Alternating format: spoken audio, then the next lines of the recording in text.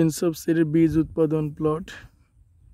এটা হচ্ছে আলু বীজ উৎপাদনের জন্য আমরা রোপণ করছি। এটা এখানে জাতের নাম হচ্ছে সানশাইন।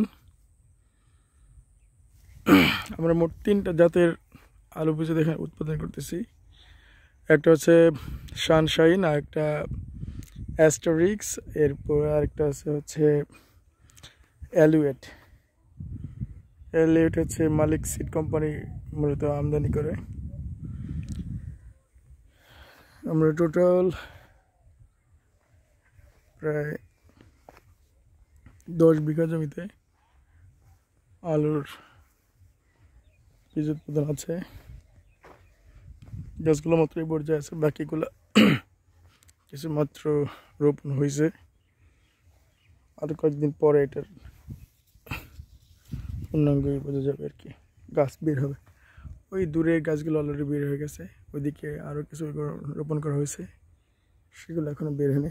এগুলো হচ্ছে পেঁয়াজ, এটা আমরা পেঁয়াজের বীজ উৎপাদন করা হয়েছে এই আর কি।